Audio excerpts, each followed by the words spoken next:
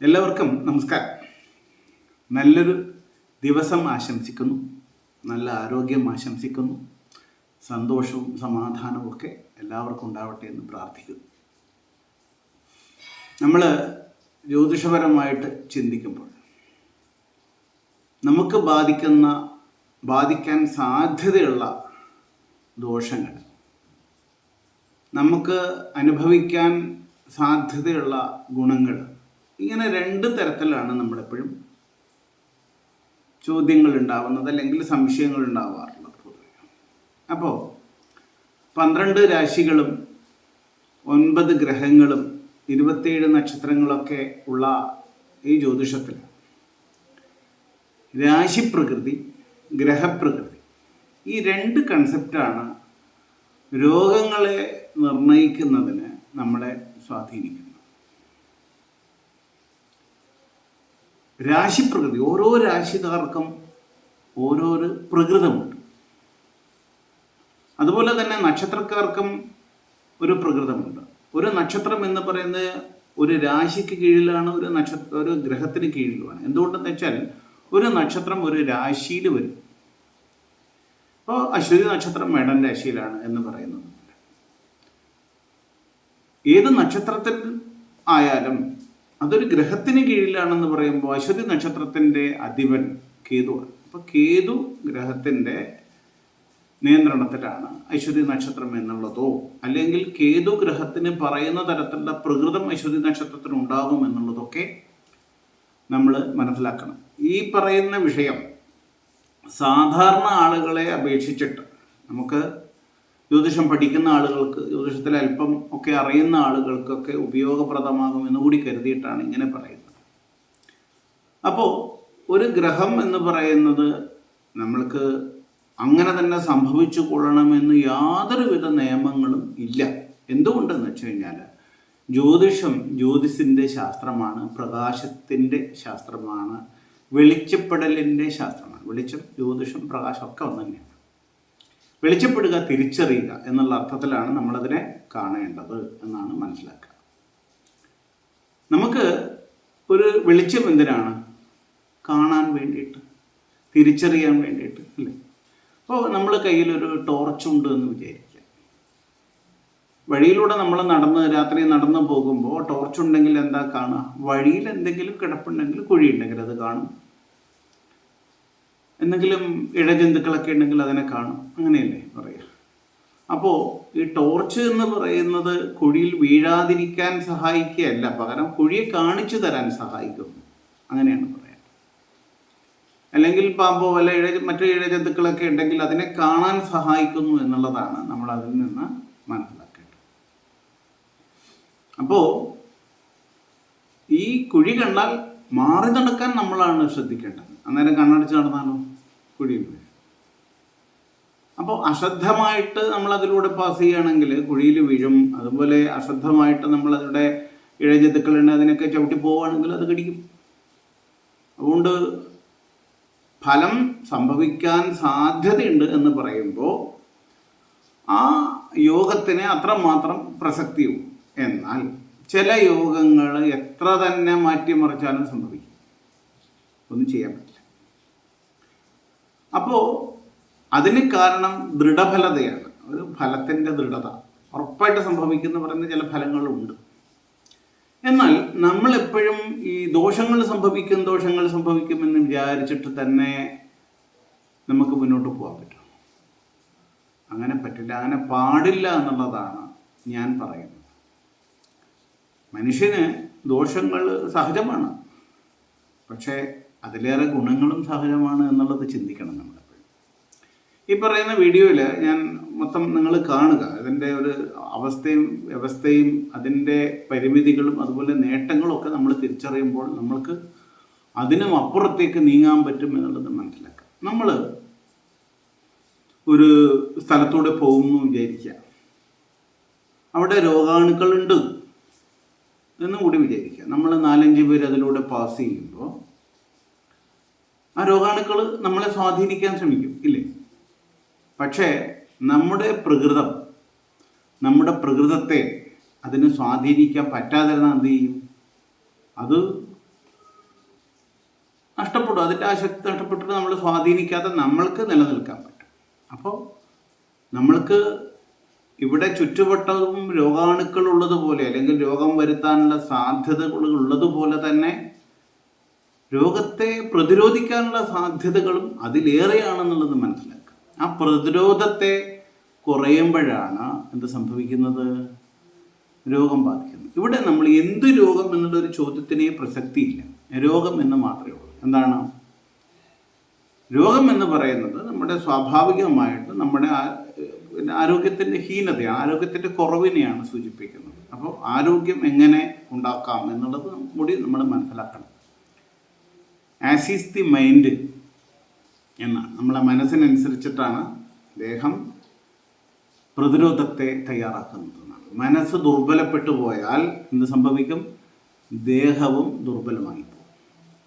ഇത് തിരിച്ചറിയാനുള്ള ഉദാഹരണങ്ങൾ മുമ്പുള്ള പല വീഡിയോകളിലും ഞാൻ പറഞ്ഞിട്ടുണ്ട്. ഇന്നിപ്പോൾ നമ്മൾ ചിന്തിക്കേണ്ടത് ഒരു മേടം രാശിക്കാരുടെ ഒരു അവസ്ഥയെ ചിന്തിച്ചാൽ, മേടം രാശിക്ക് ഒരു പ്രകൃതം എന്ന് പറയുന്നത് ചൊവ്വയാണ് അതിൻ്റെ അധിപൻ എന്നുള്ളതാണ്. ഇപ്പോൾ ഇവർ സഞ്ചാരികളായിരിക്കും എന്നൊക്കെ പറയുന്ന വൃത്ത താമ്രത ഉഷ്ണശാഖ ലഘുഭു ക്ഷിപ്രപ്രസാദോടന എന്നൊക്കെ പറഞ്ഞിട്ട് മേടൻ രാശിയിൽ ചന്ദ്രൻ എന്നുള്ള ഫലങ്ങളൊക്കെ അനേകം പറയുന്നുണ്ട്. അപ്പോൾ ഇവിടെ നമ്മൾ ചിന്തിക്കേണ്ടത് ചൊവ്വയുടെ പ്രകൃതമാണ് മേടൻ രാശിക്കാർക്ക് ഉണ്ടാവുക. അപ്പോൾ ഒരു പ്രതികരണ ശേഷി കൂടുക, പെട്ടെന്ന് പ്രവർത്തിക്കുക, അതിസാഹസം ചെയ്യുക, അങ്ങനെയൊക്കെയുള്ള കാര്യങ്ങൾ ചെയ്യും. അപ്പോൾ ഇവർ പെട്ടെന്ന് ദേഷ്യം വരുന്ന പ്രകൃതക്കാരാണ് മേടൻ രാശിക്കാർ എന്ന് പറയും. അപ്പോൾ പെട്ടെന്ന് ദേഷ്യം വരുന്ന പ്രകൃതം എന്ന് പറയുന്നത് കൊണ്ട് തന്നെ ഇവർ എല്ലാ ഇടാവിടങ്ങളും എടുത്തിയാടും എന്നുള്ളൊരു പ്രശ്നം പൊതുവായിട്ട് വരും. അപ്പോൾ ഇവർക്ക് എന്താ വേണ്ടത് എന്ന് പറഞ്ഞു കഴിഞ്ഞാൽ ഈ പെട്ടെന്ന് എടുത്തിയാടുന്ന പ്രകൃതത്തെ കുറയ്ക്കുകയാണ്, അതിസാഹസത്തെ കുറയ്ക്കുകയാണ്, ദോഷത്തെ കുറയാനുള്ള ഒരു സാധ്യത. അപ്പോൾ അവർ പെട്ടെന്ന് BP വേരിയേഷൻ ഉണ്ടാകുന്ന അവസ്ഥയുണ്ടാവും. രക്തം പെട്ടെന്ന് നമ്മൾ പറയില്ലേ BP വേരിയേഷൻ വന്നിട്ടൊക്കെ തലയിൽ ഞരവ് പൊട്ടി അങ്ങനെയൊക്കെയുള്ള ബുദ്ധിമുട്ട്, ബ്ലീഡിങ് ഉണ്ടായിട്ടൊക്കെ പറയാറില്ല. അപ്പം അങ്ങനെയുള്ള പ്രശ്നങ്ങളൊക്കെ ഉണ്ടാകാനുള്ള സാധ്യതകൾ ഈ പറയുന്ന അമിതമായിട്ടുള്ള വികാര പ്രകടനങ്ങളെ കൊണ്ടാണ് ഉണ്ടാകുന്നതെന്ന് മനസ്സിലാക്കുക. അപ്പോൾ അത്തരം ആളുകൾ ശാന്തമായിട്ടുള്ള പ്രകൃതിയെ സ്വീകരിക്കണം എന്നുള്ളത് മനസ്സിലാക്കുക. അപ്പോൾ അതിനെന്താ വേണ്ടത്? അത് തിരിച്ചറിയുക എന്നുള്ളതാണ് വേണ്ടത്. മറ്റൊന്നും നമ്മളതിന് വേണ്ടിയിട്ട് ചെയ്യേണ്ടതില്ല. അപ്പോൾ ഇത്തരം എടുത്തുചാട്ടം എന്നുള്ളതും ഈ പറഞ്ഞ പോലെ അമിതമായിട്ടുള്ള വൈകാരിക പ്രകടനങ്ങളൊക്കെ ശാന്തമായ രീതിയിൽ ശീലിച്ച് തരുന്നത്. അപ്പോൾ ഇതിനെ കൊണ്ടാണ് മെഡിറ്റേഷൻ എല്ലാ രോഗങ്ങൾക്കും ഒരു പരിഹാരമാണെന്ന് പറയാം. പോസിറ്റീവാണ് മെഡിറ്റേഷൻ. എപ്പോഴും നല്ല ചിന്തകളെ ഉണ്ടാക്കുക എന്നൊക്കെയുള്ള തരത്തിലാണ്. അപ്പോൾ ഈ മേടം രാശിയിൽ തന്നെ അശ്വതി, ഭരണി, കാർത്തിക നക്ഷത്രങ്ങളൊക്കെ ഉണ്ട്. അപ്പോൾ അശ്വതി നക്ഷത്രത്തിൻ്റെ അധിപൻ കേതുവാണ്. ഈ കേതുവും ഇതുപോലെ തന്നെ കുറച്ച് കൂടുതൽ വൈകാരിക പ്രകടനങ്ങളുള്ള നക്ഷത്രങ്ങളാണ് എന്നുള്ളതുകൊണ്ട് അശ്വതി നക്ഷത്രമൊക്കെ. അപ്പോൾ അതുകൊണ്ട് തന്നെ അവർക്ക് സ്വാധീനം കൂടുതലായിരിക്കും എന്നുള്ളത് കൂടി മനസ്സിലാക്കുക.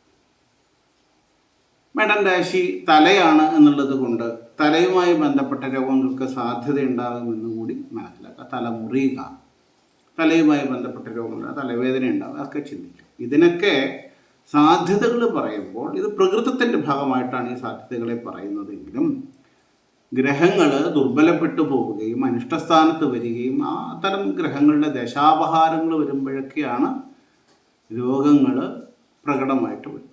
എല്ലായ്പ്പോഴും നമുക്ക് രോഗങ്ങളുണ്ട്, അത് മാറുന്നുണ്ട്. നമ്മളറിയാതെ തന്നെ പല രോഗങ്ങളും വന്നു പോകുന്നുണ്ട്. പ്രകടമായി വരുമ്പോഴാണ് നമ്മളതിനെ രോഗങ്ങൾ എന്ന് മനസ്സിലാക്കുന്നത്. അതാണ് ചിന്തിക്കേണ്ടത്. ഈ ഇടവൻ രാശി എന്ന് പറയുന്നത് ഇടവൻ രാശിയുടെ അധിപൻ ശുക്രനാണ്. ഇടവൻ രാശിയുടെ അധിപൻ ശുക്രനായതുകൊണ്ട് തന്നെ ഈ ശുക്രന് ജലകാരകത്വം കൂടിയുള്ളതുകൊണ്ട് ജലരോഗങ്ങൾ, മൂത്രാശയ രോഗങ്ങൾ അങ്ങനെയൊക്കെ വരാനുള്ള സാധ്യതകളുണ്ട് എന്ന് പറയും. മാത്രമല്ല കഴുത്തിന് വേദന, കഴുത്തുമായിട്ട് ബന്ധപ്പെട്ട രോഗം, അതുപോലെ ഈ ജലം കൊണ്ടുള്ള രോഗങ്ങളെന്ന് വെച്ചാൽ ജലദോഷമൊക്കെ ആവാമെന്ന് കൂടി മനസ്സിലാക്കുക. കഫക്കെട്ട് കൂടുതലായിട്ടുണ്ടാവും, ഇങ്ങനെയുള്ള പ്രകൃതമൊക്കെ കൂടുതലായിട്ട് വരുമെന്ന് കൂടി മനസ്സിലാക്കുക. മിഥുനം രാശിക്കാർക്ക് ബുധനാണ് അതിന് എന്നുള്ളത് കൊണ്ട് ത്വക്ക് രോഗങ്ങൾ ഉണ്ടാവാം, ശ്വാസ സംബന്ധമായിട്ടുള്ള രോഗങ്ങൾ ഉണ്ടാവാം, ഷോൾഡർ പെയിൻ ഉണ്ടാവാം, നെഞ്ഞി വേദന ഉണ്ടാവും. ഇങ്ങനെയുള്ള കാര്യങ്ങൾക്കൊക്കെ കൂടുതൽ പ്രാധാന്യം ന്യൂറോ റിലേറ്റഡ് ആയിട്ടുള്ള രോഗങ്ങൾ ഉണ്ടാവുക എന്ന് കൂടി നമുക്ക് മിഥുനൻ രാശിക്കാരെ കൊണ്ട് പറയാൻ പറ്റും. കർക്കിടകൻ രാശിക്കാരെ കൊണ്ട് ഹൃദയ സംബന്ധമായിട്ടുള്ള രോഗങ്ങൾ, ജലരോഗങ്ങൾ, കിതപ്പ്, ശ്വാസതടസ്സങ്ങൾ, ഇങ്ങനെയുള്ള പ്രശ്നങ്ങളൊക്കെ കർക്കിടകൻ രാശിക്കാരെ കൊണ്ട് പറയാൻ പറ്റും. മാത്രമല്ല ഈ രക്തസംബന്ധമായിട്ടുള്ള ദോഷങ്ങൾ, രക്തത്തിൽ ഉണ്ടാകുന്ന ഇൻഫെക്ഷൻ എന്നുള്ള കാര്യങ്ങൾ, അതൊക്കെ കർക്കിടകൻ രാശിക്കാരെ കൊണ്ട് ചിന്തിക്കും. ചിങ്ങൻ രാശിക്കാരെ പറ്റി ഏറ്റവും കൂടുതൽ പറയുന്ന ഉദര രോഗങ്ങളെ പറ്റിയിട്ടാണ്. അപ്പോൾ ഉദര രോഗങ്ങൾ ഏറ്റവും കൂടുതൽ ബാധിക്കാനുള്ള സാധ്യതയുള്ളവരാണ് ചിങ്ങൻ രാശി. അതുകൊണ്ട് ആഹാര കാര്യങ്ങളിൽ ഏറ്റവും കൂടുതൽ ശ്രദ്ധിക്കേണ്ട രാശിക്കാരാണ് ചിങ്ങൻ രാശിക്കാരെന്ന് പറയുന്നത്.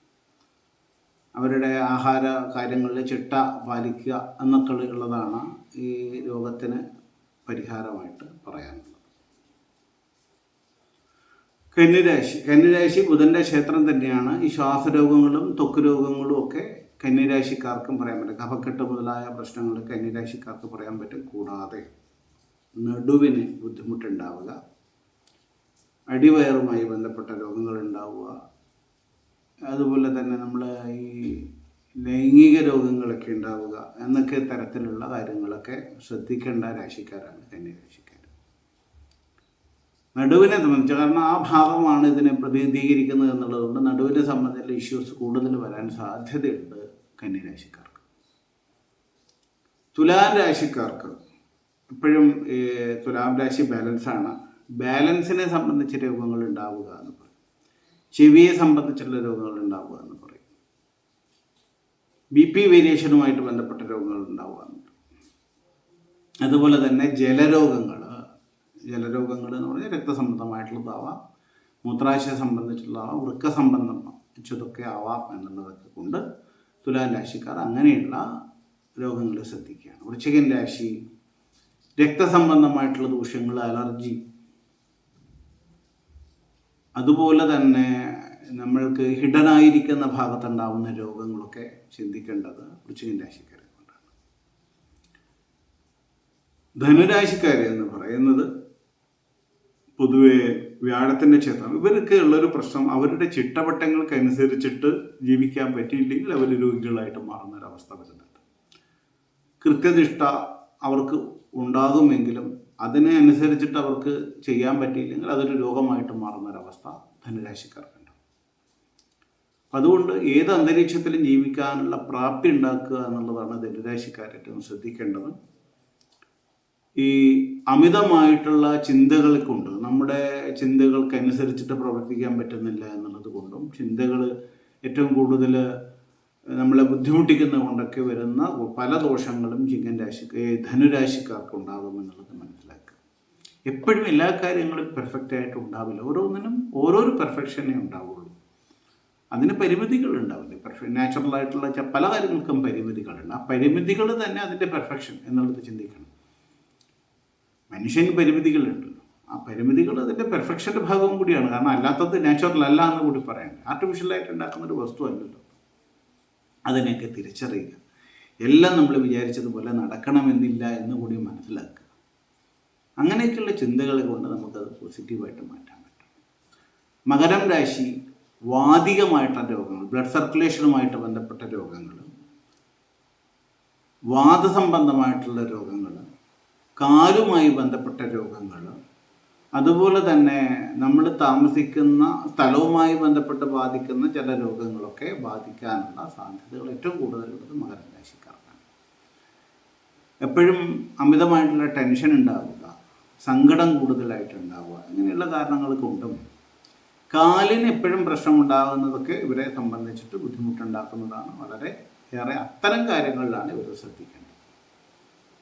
എത്ര നല്ല കാര്യങ്ങളുണ്ടായാലും സന്തോഷിക്കാൻ ഒരിടം കണ്ടെത്തണം എന്നുള്ളതാണ് എപ്പോഴും മനസ്സിലാക്കേണ്ടത്. കുംഭം രാശിക്കാർക്കും ഇത് തന്നെയാണ് കൂടുതലായിട്ട് പറയേണ്ടത്. പക്ഷെ അതിലും അമിതമായിട്ട് ഈ ഹൃദയരോഗങ്ങളും അതുപോലെ തന്നെ ഉദരസംബന്ധമായിട്ടുള്ള രോഗങ്ങളും ആഹാര കാര്യങ്ങളിൽ മാത്രം ബന്ധപ്പെട്ട രോഗങ്ങളൊക്കെ ഇവർക്ക് കുംഭൻ രാശിക്കാർക്ക് ബാധിക്കാൻ സാധ്യതയുണ്ട്. പെട്ടെന്നുണ്ടാവുന്ന പ്രതികരണങ്ങൾ അല്ലെങ്കിൽ BP വേരിയേഷനൊക്കെ ഇവരെ സംബന്ധിച്ച് ഏറ്റവും കൂടുതൽ പറയാവുന്ന രോഗങ്ങളാണ്. മീനൻ രാശിക്കാരെ സംബന്ധിച്ചിട്ട് ഈ പറയുന്ന ജലരോഗങ്ങൾ കൂടുതലായിട്ട് പറയാമെന്നുള്ളതാണ്. മാത്രമല്ല അമിതമായിട്ട് ഉണ്ടാവുന്ന നമ്മളുടെ ഈ ക്ലൈമറ്റ് ചേഞ്ചുമായിട്ട് ബന്ധപ്പെട്ട് പെട്ടെന്ന് രോഗങ്ങൾ ബാധിക്കുന്ന ആളുകളൊക്കെയാണ് മീനൻ രാശിക്കാർ എന്ന് പറയുന്നത്. അപ്പോൾ അതുകൊണ്ട് അത്തരം കാര്യങ്ങളിലും അവർ ശ്രദ്ധിക്കുക. മാത്രമല്ല നമ്മൾ ഈ പറയുന്ന കുറേ കാര്യങ്ങൾ നന്നായിട്ട് ഉൾക്കൊണ്ടുകൊണ്ട് ജീവിക്കണം എന്നുള്ളത് കൂടി പറയുന്നതാണ്.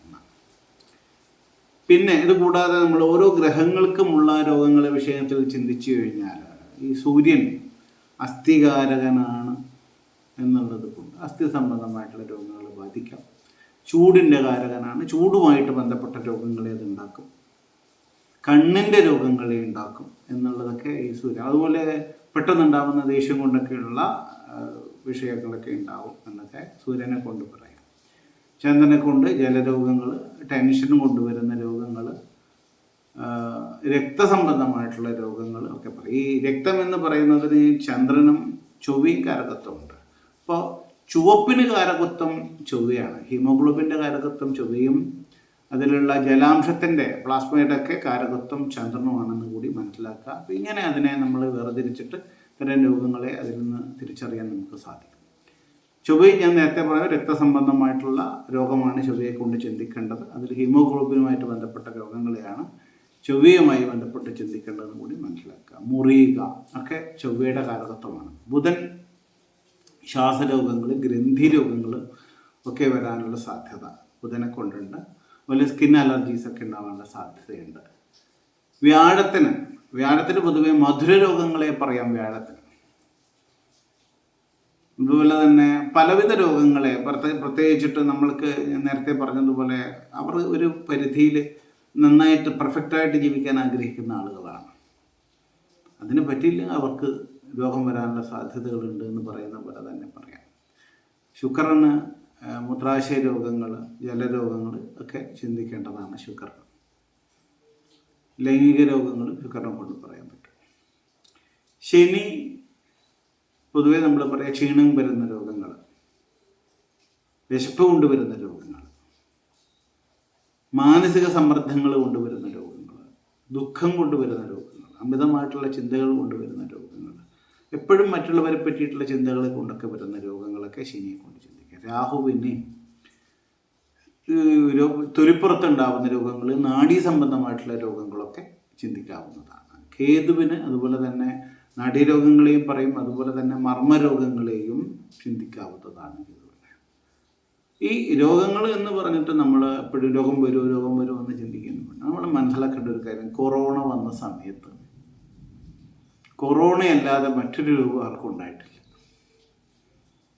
ബാക്കി ഡോക്ടർമാർക്ക് വെറുതെ ഇരിക്കുന്നു എന്നൊന്ന് പറയുന്നത് കേട്ടിട്ടുണ്ട്. അപ്പം അതുകൊണ്ട് നല്ലതിലേക്ക് ശ്രദ്ധ വെച്ച് കഴിഞ്ഞാൽ നമ്മൾ അതിലേക്ക് തന്നെ ശ്രദ്ധ പോകും. നമ്മുടെ മനസ്സ് നല്ലതിലേക്ക് ശ്രദ്ധ വരുത്തുക, എപ്പോഴും നല്ല കാര്യങ്ങൾ ചിന്തിക്കുക, പോസിറ്റീവ് ആറ്റിറ്റ്യൂഡ് ഉണ്ടാവുക, എല്ലാവർക്കും നല്ലത് വരട്ടെ എന്ന് തന്നെ ചിന്തിക്കുക. അപ്പോഴൊക്കെ നല്ലത് തന്നെ ഉണ്ടാവും, ആരോഗ്യം ഉണ്ടാവും, മനസ്സിന് ആരോഗ്യം ഉണ്ടാവും, ശരീരത്തിനും ആരോഗ്യം അതോടൊപ്പം തന്നെ വർദ്ധിക്കും. ഓക്കെ, എല്ലാവർക്കും നല്ല ആരോഗ്യം ഉണ്ടാവട്ടെ എന്ന് ഞാൻ ആദ്യം ആശംസിച്ചതിന് കാരണം അതാണ്. എല്ലാവരുടെയും മനസ്സ് നല്ല രീതിയിലാവട്ടെ. എല്ലാ രോഗങ്ങളും മനസ്സിൻ്റെ ദുർബലത കൊണ്ടാണ് കൂടുതലായിട്ട് ഉണ്ടാകുന്നത് എന്നുള്ളത് തന്നെ തിരിച്ചറിയുക. മരുന്നും മനസ്സിനെ ബലപ്പെടുത്തുക എന്നുള്ളതാണ്. അപ്പോൾ എല്ലാവർക്കും നന്മയുണ്ടാവട്ടെ എന്ന് പ്രാർത്ഥിച്ചുകൊണ്ട് വീണ്ടും കാണുമ്പോഴേക്കും എല്ലാവർക്കും നമസ്കാരം.